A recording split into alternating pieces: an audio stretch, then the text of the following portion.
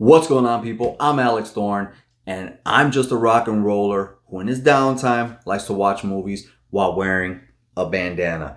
And this time for Does It Hold Up, I decided to go down to LA and watch this absolute classic that stars Wesley Snipes and Woody Harrelson. And let's not forget about Rosie Perez. White Men Can't Jump. I think you know by my excitement already about reviewing this movie where my answer lies in the end of this. But let's get there. This movie is about Billy Hoyle, who is a basketball hustler. And all he's ever wanted to be is in the big leagues and just chases that dream by going down and hooping every single day. And they kind of live and breathe by other people and by just doing it on the small scale. I know a lot of people like this in pro wrestling too. But nonetheless, he goes down and pretty much hustles on the court Sydney and the rest of his boys. And Sydney is a trash-talking basketball player. But he's also skilled. Not so skilled that he didn't get played out by Billy Hoyle. And after getting played out by Billy Hoyle, he proceeds to track down Billy and offer him a spot in a basketball tournament later on so they can both make money, but also so they can hustle out some players, because after getting hustled by him, he fully realizes this guy has some talent, at least on the small time court. We're introduced to Rosie Perez and her character, and she is just shining in this movie. We can talk about being sexy. We can talk about all that stuff later on. But at the same time, she is knocking it out of the park as somebody who is fully in his corner, but her hopes and dreams are to be called by Jeopardy, because all she does is sit at home, drink, and stay sexy, and fill her head up with nothing but useless information for that one day that she hopes and prays to be called by Jeopardy. Now look, everybody in this movie is kind of small scale, just trying to make it. I know people like Sydney. I know people like Rosie Perez's character. And I know people like Billy in this. I've come across them all in my life. And when you see them, you know them. But watching them come all together for a movie like this is just magic.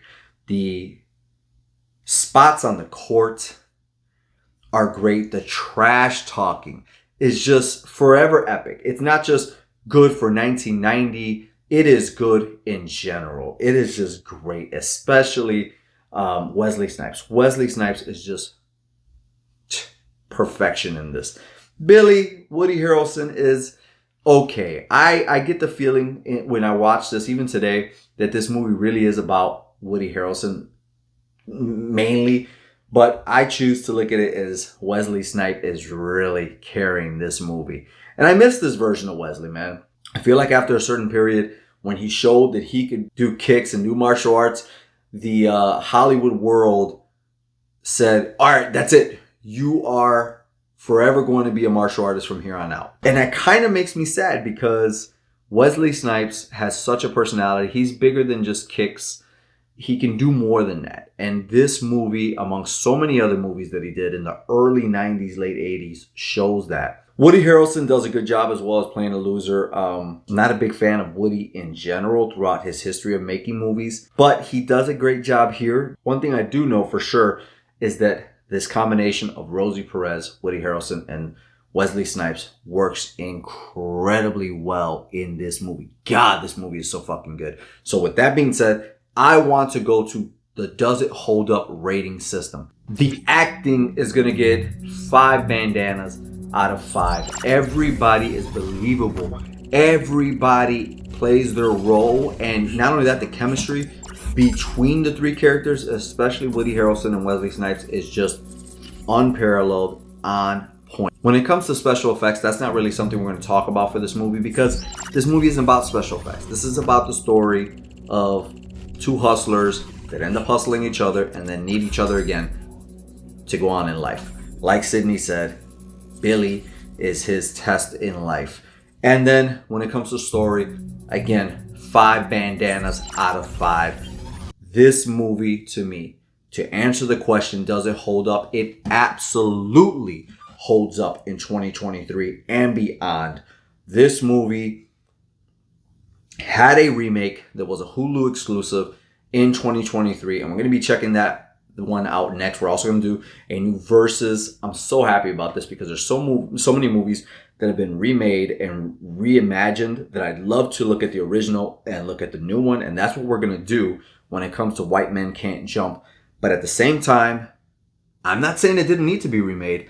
I'm saying that the original stands on its own, and it certainly does hold up. Guys, down below, let me know, are you a fan of White Men Can't Jump? Is this one of your favorite Woody Harrelson, Rosie Perez, or Wesley Snipes movies? What did you think about it then? And if you haven't seen it, why are you wasting time? Get on your favorite social platform. Just to let you know, I watched it off of HBO Max, but I would love to have the VHS of this, and I would love to have a 4K remaster of this movie if they ever come out with it. White Men Can't Jump holds up. Guys, let me know what you think of the movie. You know what I gotta do. I gotta go watch the remake of White Men Can't Jump, so I can come back right here, review it, and rock out for you.